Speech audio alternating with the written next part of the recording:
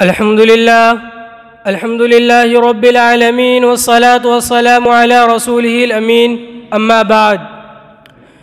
ہمارے باغ میں امن و امان کے پھول کھلتے ہیں، ہمارے باغ میں امن و امان کے پھول کھلتے ہیں، ہمارا کام ہے انسان کو انسان بنا دینا۔ صدر باوقار حکم صاحبان اور سامعین کرام، آج میری تقریر کا موضوع ہے اسلام امن و سلامتی کا مذہب۔ حضرات، اسلام پوری انسانیت کے لیے امن و امان کا مذہب اور قیام امن کا داعی ہے۔ اسلام سلم سے بنا ہے جس کے معنی ہے امن و سلامتی۔ قرآن مجید کی سورہ حشر میں اس مذہب کو بنانے والے اللہ کا نام السلام اور المؤمن آیا ہے، جس کے معنی ہے سراسر سلامتی اور امن دینے والا۔ اس امن و امان والے مذہب کو پھیلانے والے پیغمبر حضرت محمد صلی اللہ علیہ وسلم کو تمام عالم کے لیے رحمت بنا کر بھیجا گیا۔ نبی رحمت صلی اللہ علیہ وسلم نے فرمایا، مجھے لعن طعن کے لیے نہیں بلکہ رحمت بنا کر بھیجا گیا ہے۔ اس امن و امان والے مذہب کے ماننے والے مومنوں کے بارے میں حضرت محمد صلی اللہ علیہ وسلم نے فرمایا، حقیقی مومن وہ ہے جس کو مسلم و غیر مسلم دونوں اپنی جان و مال کا امین سمجھے۔ سامعین کرام، اللہ تعالیٰ نے مذہب اسلام کو امن و سلامتی اور سکون و شانتی کا گہوارہ بنایا ہے۔ اس کی پوری تاریخ امن و سلامتی کے عملی واقعات سے ابریز ہے۔ معاہدہ حلف الفضول ہو یا صلح حدیبیہ کی شرطیں، خطبہ فتح مکہ ہو یا حجۃ الوداع کا پیغام، ذمیوں اور اہل کتاب کے ساتھ اچھا برتاؤ ہو یا قیدیوں کے ساتھ بہتر سلوک، ہر جگہ امن، انسانیت اور محبت کی اعلیٰ مثال ملتی ہے۔ خاص طور سے عقیدہ توحید، احترام انسانیت، وحدت انسانی، اتفاق و اتحاد، رواداری، اخوت و مساوات اور جہاد فی سبیل اللہ، عدل و انصاف، امن و سلامتی کے وہ جلی عناوین ہیں جن کے وضاحت کے بعد اسلام کا امن و سلامتی سامنے واضح ہو کر سامنے آ جاتا ہے۔ آیے تسلسل کے ساتھ ان جلی عناوین پر نظر ڈالتے ہیں۔ عقیدہ توحید انسانی شرف و عظمت، امن و سلامتی کا سنگ بنیاد ہے۔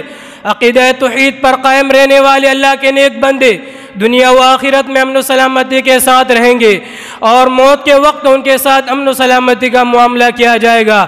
اللہ تعالیٰ کا ارشاد ہے، الذین تتوفاہم الملائکۃ طیبین یقولون سلام علیکم۔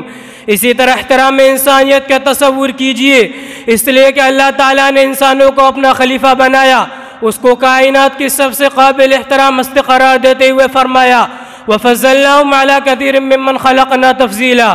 یہی نہیں بلکہ خالق کائنات نے ناحق طریقے سے ایک جان کو بھی ضائع ہونے پر اس کو ساری انسانیت کا قتل قرار دیا اور ایک جان کی حفاظت کو ساری انسانیت کا حفاظت بتایا۔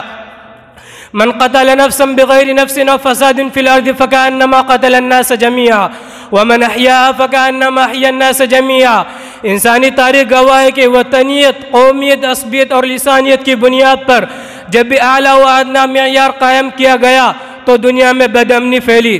مذہب اسلام نے ان تمام باتوں کو ختم کر کے فوقیت کا معیار اچھے کردار اور تقوی و پرہیزگاری کو قرار دیا اور فرمایا، یا ایھا الناس انا خلقناکم من ذکر و انثی وجعلناکم شعوبا وقبائل لتعارفوا ان اکرمکم عند اللہ اتقاکم۔